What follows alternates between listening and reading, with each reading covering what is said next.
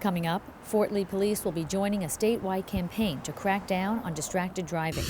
We'll meet the new director of the library and find out how she's working to make the library match the vibrancy of the borough. And if you're looking to raise money for a great cause, CycleBar would like to help. Hi, I'm Linda McHugh. Welcome to our February show.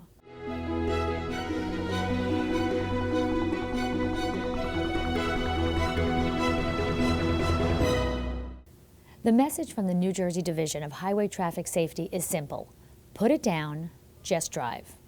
In 2014 alone, more than 3,000 people nationwide were killed in distracted driving crashes, which is why police departments throughout the state will be taking part in a federally funded program this spring to crack down on distracted driving. They give us money for overtime, and we put cops out there to do enforcement, specifically to target distracted driving. We'll have guys out there, and they're going to be targeting motorists that are using handheld cell phones and texting while they drive. First offense is $200 to $400. The second offense is from $400 to $600. The third offense is from $600 to $800 with the possibility of 90-day suspension of your license. Texting and driving is very dangerous because it's a manual distraction. You're using your hands, they're distracted. It's a visual distraction. You're looking away from the roadway, and your mind is distracted. It's a cognitive distraction too. So you have a threefold effect there, which I think makes texting very dangerous when you're driving. Just drive. Don't answer the text. Don't pick up the phone. Just be observant of your surroundings and drive. Most distracted driving isn't illegal. You have eating, you have talking, grooming, reading, playing with your GPS, or changing the radio station. That could all be considered distracted driving. And a lot of times we'll realize this after the person's been involved in an accident. In 2016, Fort Lee Police issued nearly 400 tickets for cell phone use and an additional 400 tickets for careless driving. So if you're going to be talking on a cell phone or texting while driving around Fort Lee, Deputy Chief Ford says chances are you'll get a ticket. The new director of the Fort Lee Public Library believes the library should be a reflection of its residents, which is why she and her staff are working diligently to add new programs, events, and publications to match the dynamics of the community. What we're trying to do is match the vibrancy that Fort Lee is going through with what goes on in the library. And we're, of course, not a traditional library anymore, and we're a community center, and this library belongs to everybody, every resident here. We know that services in general are changing, and libraries have to adapt and change as well. We really are a community center, and we want to embrace that.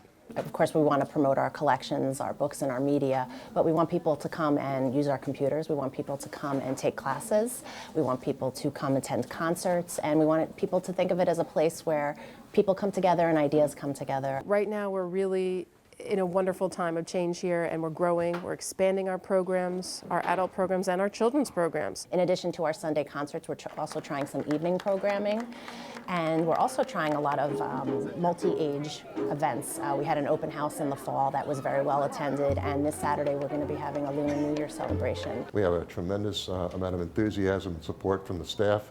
The mayor and council has always fully funded the library. We don't spend, we invest about over $2.5 million each year. We represent the community. We speak over 12 different languages, and we're here to serve you. And I think you'll always be welcome with a smile, and I think everyone on staff goes the extra mile because it's important to them. And we have a lot of staff who have been here for many, many years, and it shows how dedicated they are. CycleBar is putting a new spin on what it means to give back to the community. This is actually really special for us also because it's one of our first ever cycle giving events. So thank you. Thank you so much. One of the pillars of this brand, of this organization as a whole is called Cycle Giving. So 4 or 5 times a month, we open our doors to different charities and organizations who want to come in, and we provide them a fundraising vehicle. Let's do this for the kids. Today we're cycling for youth, and the studio has 48 bikes, and the charity is, all the proceeds from the ride will go towards the charity. This is run by probably the most enthusiastic people out there. Their business plan is based, and their foundation is enthusiasm to get people here, to get a new vibrancy, to get people to visit their place, to get people to visit the other stores. With all of the new businesses and excitement coming to town, I think we're seeing a renaissance of sorts. And it's really, I think it will not only continue to bolster the already wonderful community we have, but it will foster the change. I'm looking at a coffee shop across the way that's about to open. I'm looking at a theater and a great restaurant with a cool bar. There's 16 Handles, which is next door, which is great. That complements all the other uses that are here. Go to see a movie, go have dinner, go to 16 Handles. When you've eaten and drank too much, come over here to CycleBar. If you're looking to raise money for a good cause and would like to learn more about how to organize a charity ride at CycleBar, visit fortlee.cyclebar.com. If you have an idea for a story for a future episode of Fort Lee Today on Demand, we'd like to hear from you. That's our show for this month. Thanks for joining us again, and we'll see you next time.